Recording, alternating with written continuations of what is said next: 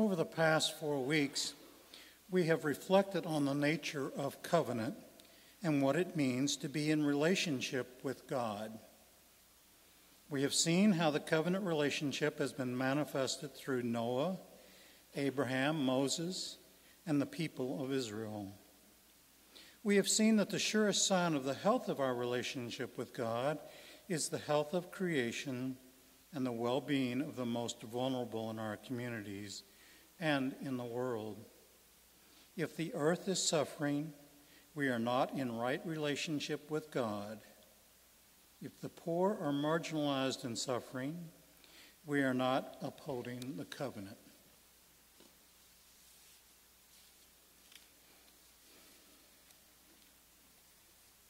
Covenant. That's a pretty complex thing to think about. And we enter into covenant with God. And to try to figure out about this covenant, I've been doing lots of studying. This is my homily. Let's see, wait a minute, where do I start?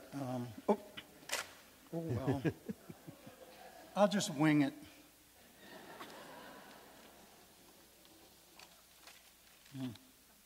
That was planned. Who would have thought it? Covenant. What is a covenant?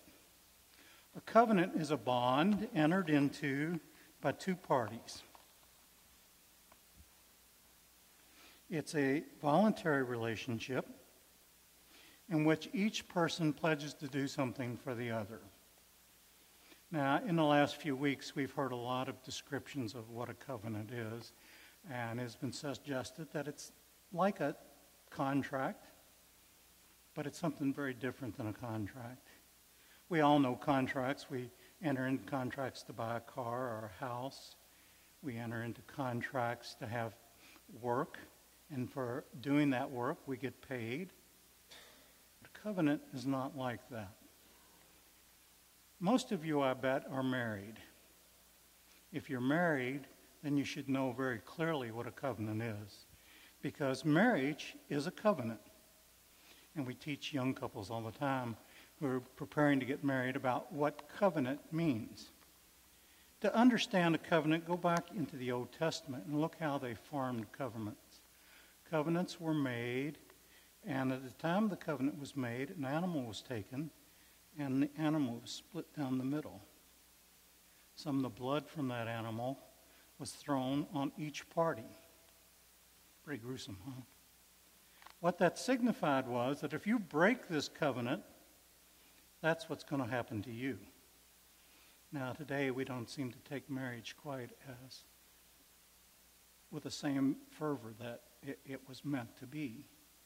But if we go back into the Bible and we look, we find that there are marriage promises that we make. Remember your marriage promises? I take you for my lawful wife to have and hold from this day forward, for better, for worse, for richer, for poorer, in sickness and in health, until death do us part. Wow, that's what a covenant is. And if you had a perfect marriage, what would it look like? It would look like that each party in this covenant would do everything for the happiness and the sanctification of their partner. Now, unfortunately, I don't think I've ever seen a perfect marriage, and certainly mine is not, but we work toward that goal, don't we? So God has made covenants with man, starting with Abraham, and then with Noah, and then with Moses. And what happened to those covenants? They were broken by man. Never by God, only by man. And as a result of that, people suffered. So along comes Jeremiah. This is some 600 years before Christ. And he prophesies that there's going to be a new covenant. It's going to be an eternal covenant. It's going to be between man and between God. we will be his people, and he will be our God. And now, he's not going to write things on stone tablets anymore. He's going to write them in our hearts.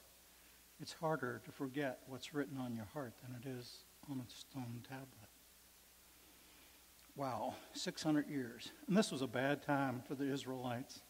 The northern 10 tribes had been conquered. Now the southern 2 tribes that were left were being conquered, and they were being dispersed. The temple was destroyed. And yet Jeremiah says, don't despair. There is a new covenant coming.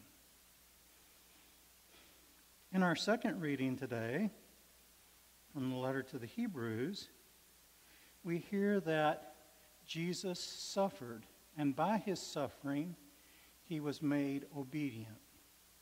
And his obedience made him perfect. Maybe he was sending us a message about our suffering, because certainly all of us have in our lives a certain amount of suffering. Use that suffering to perfect yourself so that you can be made perfect like God is made perfect. And Jesus tells us that. We need to be made perfect. So then we get into this gospel.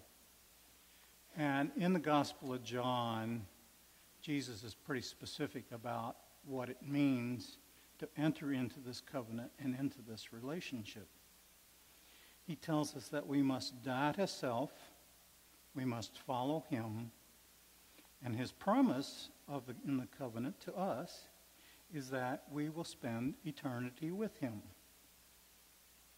Now, if you jump ahead a little bit in John, go back to John chapter 17, Jesus is very specific about what he's talking about. He's talking to his Father, and there's this passage called Jesus' Prayer. Jesus is praying to his Father. And in this prayer, he talks about how his relationship has been with the Father, how the Father is in him and he is in the Father, how they have become one. We go back to Genesis. In Genesis chapter 3, we hear about what it means for man and woman to get together. A man leaves his father and his mother, takes his wife, and they become one. That covenant is the model for what Jesus and God has in store for us, the people that he died for, in entering into this covenant.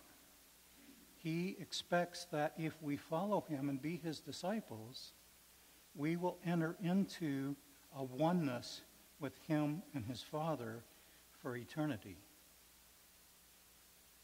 It's a pretty awesome thing. The other day I picked up the book, The Life of Teresa of Avila. Donna was reading it, and she was complaining about the print in the book because it's very small print. And so I was just glancing through the book, and one of the things Teresa tells us about, one of her experiences was being sent down to hell. It's not a very pleasant description that she gives. She talks about walking down a passage that is total blackness, entering into a room that's so small she cannot sit down, she cannot lay down, and the evil one is picking at her constantly. That's not a covenant that I want to break and enter into that kind of relationship. We're drawing close to the end of Lent now. And in the bulletin this week, Lent 4.5 talks about transportation. It's again about our relationship with the world that God provided for us. And it asks you to think about how you use resources of the world and how you might be a little more conservative of those resources. And it gives you some practical suggestions, and in fact, they are reasonable suggestions, things that we have tried to do in our life. But we're growing close to the end of Lent. Next week is Palm Sunday. There's not much time left in this Lenten season anymore. So I ask you that if you have not had the opportunity to go to confession and improve your relationship with Jesus and God, to improve your covenant relationship, that you do so now. It's not too late. It's still time for confession. There's still time for prayer and adoration.